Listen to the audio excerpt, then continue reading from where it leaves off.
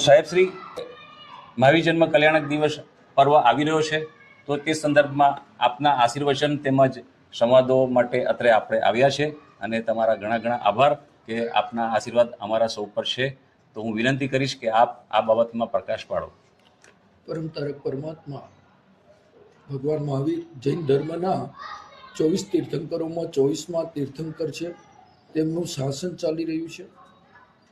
પરમ તારક પરમાત્મા જ્યારે નૈસારના ભાવની અંદર સમ્યક્ત્વની પ્રાપ્તિ કરી અને ત્રીજા ભાવની અંદર પ્રથમ તીર્થંકર ઋષભદેવ ભગવાન એમને મળ્યા ને એ વખતે એમને અમુક પ્રકારના કર્મોનું બંધન કર્યું અને પછી તેઓ આગળ કેટલાય ભવોનું પરિભ્રમણ કરતા કરતા એ નંદન ઋષિના ભવની અંદર તીર્થંકર નામ કર્મની નિકાચના કરે છે. નૈસારના ભવની અંદર સમ્યક્ત્વની પ્રાપ્તિ કરી છે અને નંદન ઋષિના ભવની અંદર તીર્થંકર નામ કર્મની નિકાચના કરી છે.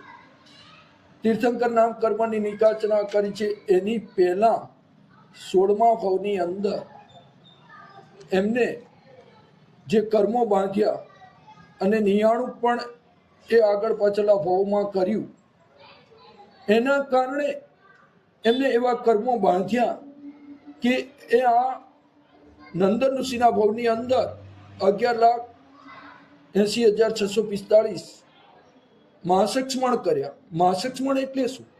1 મહિનાના ઉપવાસ. એમાં 11 લાખ ઉપરાંત એમને માસક્ષમણ કર્યા અને ત્યાર પછી પ્રણાત નામના દેવલોકની અંદર દેવ થયા છે અને ત્યાંથી ચવી અને માતા દેવાનંદાની કુક્ષીમાં આવેલા છે ને દેવાનંદાની કુક્ષીમાંથી હરિણગમીસી દેવે એમને માતા ત્રિશલાની કુક્ષીમાં મૂક્યા છે ને માતા ત્રિશલાની કુક્ષીમાં આવ્યા પછી અલગ અલગ પ્રકારની ઘટનાઓ ઘટી છે. સરસ.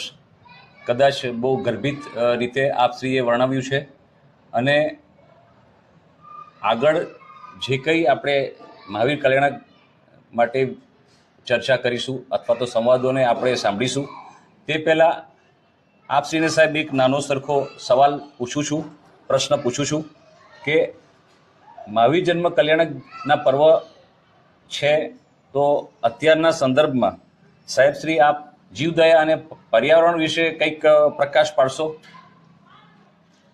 પરમાત્માનો એક જ સંદેશ છે, સવી જીવ કરું શાસન રસી.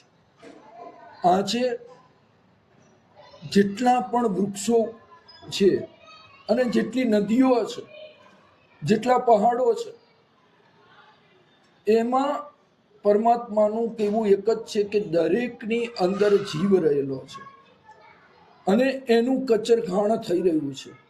વૃક્ષોને ઉખાડીને નાખી દે છે. એ ચેન્જ થઈ રહ્યું છે.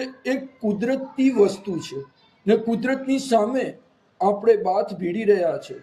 એટલે આ પર્યાવરણ અને જીવદયા બંનેની અંદર આપણે બહુ પાછા છીએ. એટલે એક જ ભગવાન મહાવીરનો સંદેશ બહુ સરસ મજાનો છે કે આપણે સાંભળીએ છીએ, જાણીએ છીએ, જીવો અને જીવવા દો, પણ પરમ તારક પરમાત્મા એનાથી પણ આગળ વધીને કહે છે કે મરીને પણ સામેની વ્યક્તિને જીવાડો. એટલે કે સામેની વ્યક્તિને સમાધિ આપો. એ સમાધિ આપી અને એના આત્માનું કલ્યાણ થાય એવું કરવું જોઈએ. સાહેબ કોટી કોટી વંદન. બહુ જ કંઈક જાણ્યા હતું જ નહીં, જાણ્યું જ નહોતું અને એવા શબ્દોમાં આપશ્રીએ અમને આ જ્ઞાન આપ્યું છે. તો મહાવીર જન્મ કલ્યાણક માટે આપણે પાછા બીજા એપિસોડમાં મળશું અને હજુ ઘણી વિગતો સાહેબ પાસેથી આપણે જાણવાની છે. ઘણા સંવાદો આપણે સમજવાના છે. તો આપ બધા સાથે રહેજો. આપ સર્વેને મારા જય જયેન્દ્ર.